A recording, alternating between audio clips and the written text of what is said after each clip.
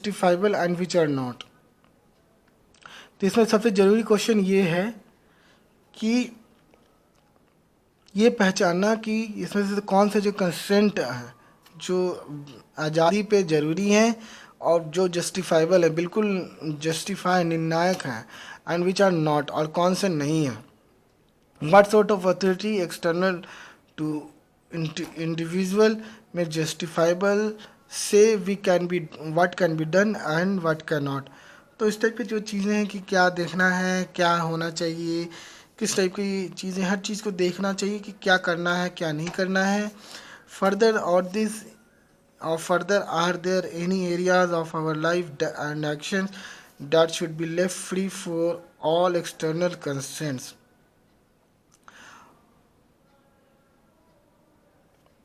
और आगे there any areas in our life and actions that should be left free of all external constraint। और आगे there many areas हमारे जीवन में एरिया है जिस पे एक्शन देना है, life and actions that should be left free from all external concern.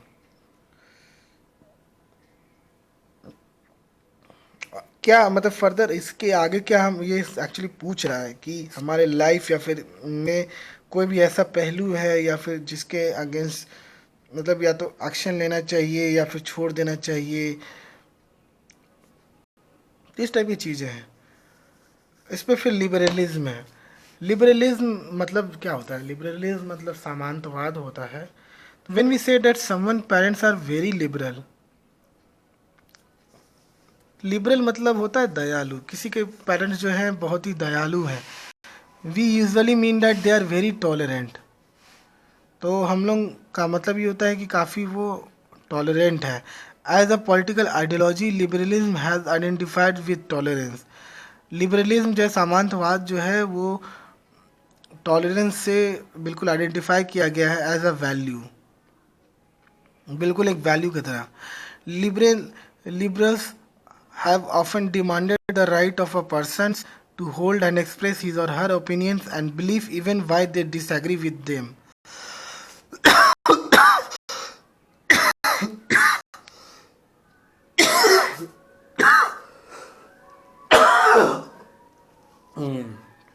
तो liberals have often defended the right of a person to hold and express his or her opinions and beliefs even when they disagree with them। तो liberals जो हैं हालांकि मतलब अक्सर जो है defend करते हैं किसी भी पर्सन का राइट का, वो बचाते हैं टू एक्सप्रेस हिज और हर ओपिनियन, कि वो अपना ओपिनियन जो है वो दे सके।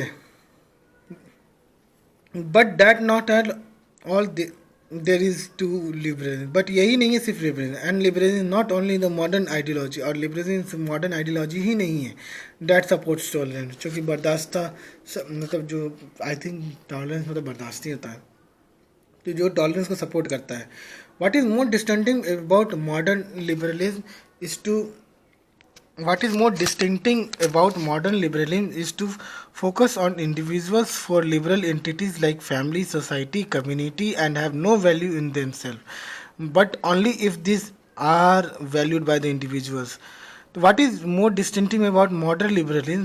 Modern liberalism जो है आज के आधुनिक जो सामंतवाद है, ये क्या कहता है कि it's focus on the individual, ये किसी भी इंसान पर फोकस करता है। For liberal entities like family, society, ये जो एंटिटी हैं जो कि परिवार हैं या समाज है या फिर कोई समूह है, have no value in themselves but only if this are valued by the individuals. मतलब उनको ये राइट उनका अपने आप में कोई वैल्यू नहीं है जब तक कि वो घूम फिर के तो इंडिविजुअल से बन रहे हैं। तो जब तक कि हर एक में अपने में खुद में एक वैल्यू नहीं होगा, वो उनका ग्रुप में का वैल्यू कोई बराबर का बात नहीं है। तो मतलब ये अच्छी बात रही है कि अगर वही ना बात है कि अगर 10 लोगों का ग्रुप है, अगर 10 का थॉट अगर सेम नहीं हुआ तो वो ग्रुप कैसे बना? अगर सबका अलग अलग थॉट है और देन फिर वो एक साथ खड़ा कर दिए तो बात तो बराबर हो गया। मज़ा नहीं आएगा। तो यही बात ये कह रहा है कि उस ग्रुप में सबके वैल्यूज़ होने चाहिए एक समान। That would say for example that is the decision to marry someone should be taken by the individual rather than family, caste और कम्युनिटी। तो इसका मतलब ये कह रहा है कि इसका मतलब कि जो शादी करने का जो डिसीज़न है ये जो इंडिविजुअल है वो खुद ले, ना कि उसके परिवार या फिर उस कम्युनिटी में होने वाले लोग या फिर इस टाइप की चीज़ जो है वो करें। Liberals tend to give priority to the individuals liberty over values like equality.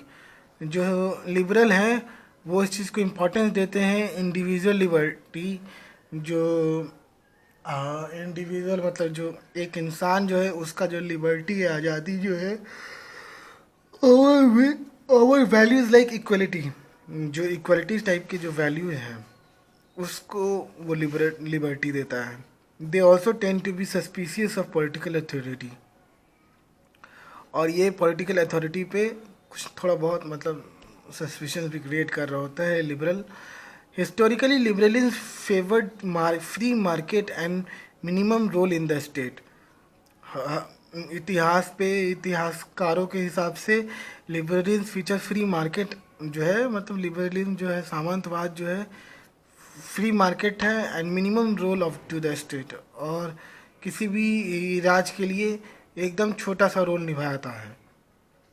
However present day liberalism acknowledge और role for welfare state that accept the need for measures to reduce both social and economic inequalities।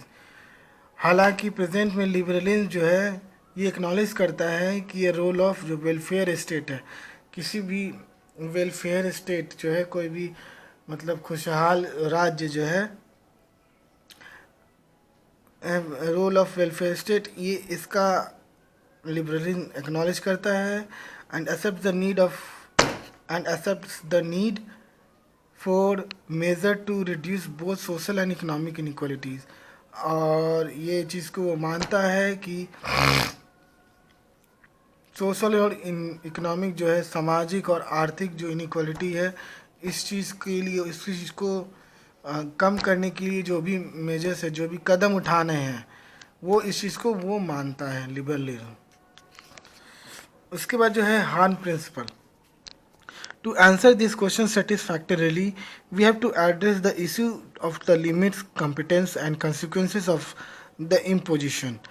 We also have to engage with another issue that John Stuart Mill stated so eloquently in his essay on liberty। तो पहले तो John Stuart Mill stated eloquently on liberty, और eloquently underline होगा। तो to answer this question satisfactorily we have to address the issue of limits। तो ये सब जो सवाल जो हो रहा है कि फ्रीडम के बारे में कर रहे हैं हम लोग, और ये सब जो चीज़ें हो रही है, इस सब चीज़ को जो सवाल को जब हम बिल्कुल सही तरीके से अगर आंसर करना है तो हम लोग को जो लिमिट्स हैं उसको एड्रेस करना पड़ेगा, कॉम्पिटेंस को भी एड्रेस करना पड़ेगा and consequences of the imposition, और जो इम्पोजिशंस हैं उसके जो क्या क्या रिजल्ट होंगे उसको भी देखना पड़ेगा। We also have to engage with another issue that, हम लोग को और एक अनदर इशू है, जैसे जॉन स्टुअर्ट मिल जो है स्टेट किए थे अपने एसे में लिबर्टी पे, उसको भी देखना होगा। In the discussions in political theory it is called harm principal.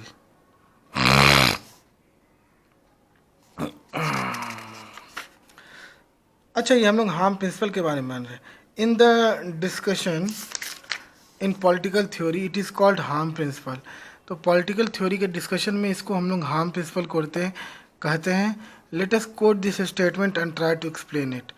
The principle that the sole end for which mankind are warranted individually or collectively in interfering with the liberty of actions of any of that number is self-protection, and only purpose for which power can be rightfully exercised over any member of a civilized community against his will is to prevent harm to others.